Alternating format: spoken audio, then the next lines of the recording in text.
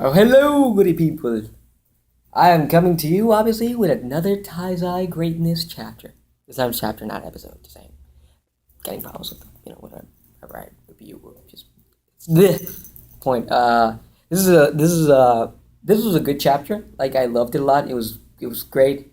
It was a fitting conclusion to this arc because it's the end of this arc, obviously.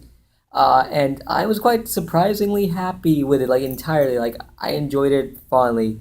It wasn't by any means an amazing chapter. It was just a good chapter that made me feel good. Like like my feels were in just where they should be, and it was yeah, fitting conclusion.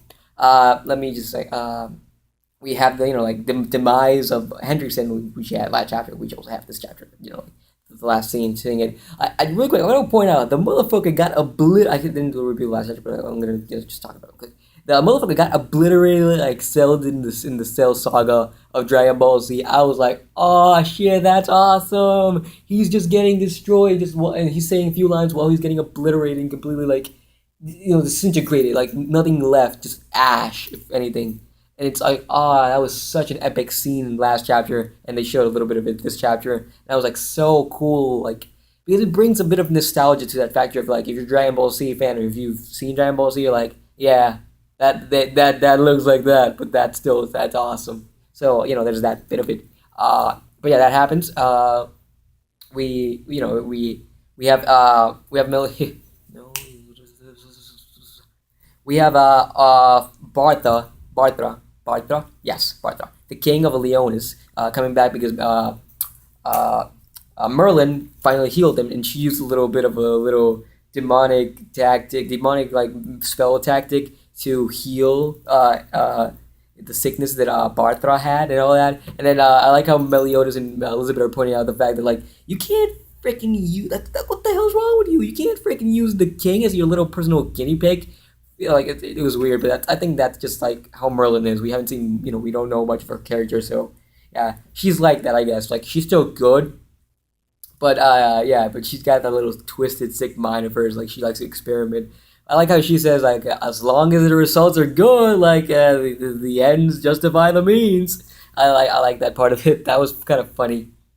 But yeah, we have that like, and everyone just all the knights is rounding up like bowing to the king and saying punish us because they like they went against the kingdom and they were all tricked into following Hendricksen on this path of destruction to resurrect the demon clans and whatever. And like they were all like they're greatly ashamed of it, and they feel like they committed a horrible sin, all of them, and they just want to make up for it. Like that's why they tell the king like punish us, please punish us. And Barthra goes like, you know what, I'll punish you. You know what's gonna do? All of you have no time off. Like you are devoted to your duties as a holy knight, and you get no time off. And everyone's like, no, we don't. Like that's too light of punishment for all the sins that we committed. And he goes like, that's enough. You've like your sins are not erased at this point.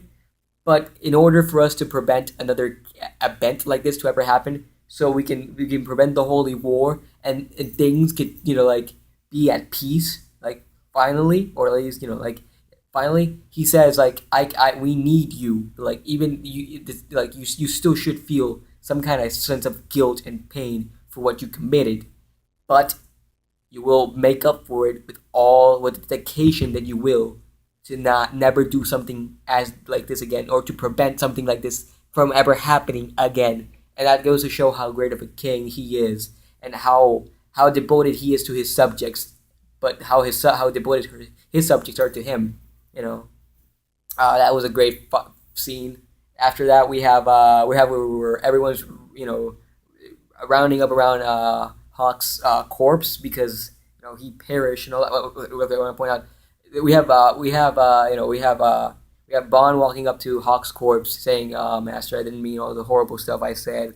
Like you're actually a pretty good, pretty cool guy. Like I'm greatly sorry." And then we have behind him like Gowther just coming in and saying like, well, if he died, it really didn't bother much. Like it didn't affect by any means the percentage of us winning. Like like if the captain had died, like we would have definitely the percentage of us winning would have been extremely low. But because of him dying and taking the hit, we were we were and he didn't have much to he wasn't much of a use to us of any kind. Like if Captain would have died instead of him, we would have been really fucked. And if he died, like that kind of turned out in our favor. And Bond takes that as a humongous insult because he really deeply cared about Hawk because he was such a good devoted character. And Bond just like has rape face on. His eyes are wide shut open of anger, and he's about to smack the shit out of Gallagher. And then Merlin comes in and says like, "Hold it up, hold it up." You know, whatever Gallagher says, he doesn't quite mean it like that. And he's like, "Get the fuck away from me, Merlin! I gotta smack his ass for what he said about Hawk because." You know, you can tell he cared about him for sure. But yeah, it's understandable why Gallagher's like that because Gallagher at this point, he's not really. From what all we've seen of Gallagher, I have a theory as to what Gallagher is or what is. I think he's like an artificially created human. That's what I think Gallagher is because he lacks the emotion and he also has like a nearly indestructible body. I'm like, what the fuck else could you be? You know, like I say, or something like a zombie, perhaps, like, or maybe yeah, he is, but that he's an artificial created human by somebody. I'm not certain who created him. That's just my theory. Like so far, it could be Merlin, could be something else, whatever. But I just feel like that's what Gallagher is at this point from what we've seen. But yeah, you know, like we have the scene, we have that, we have everyone just reuniting around you know, Hawk's corpse and just like it's saying how sorry they are, like they feel bad. Like, this couldn't have been. This wouldn't have, you know, this wouldn't have turned out the way it did if it weren't for your valiant sacrifice. Everyone's just feeling bad, like we won, but at the cost of losing Hawk. Everyone would be sad if not.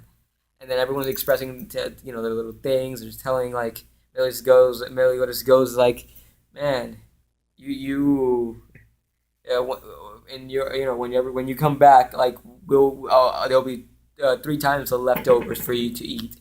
And then like out of nowhere, this little boy says like, "Oh, you better promise that you better not be lying." And then like everyone was like, "What the fuck?" Like, and then all of a sudden the little the big hawk corpse like all in ash and everything like black just starts fading, just like dissipating, and then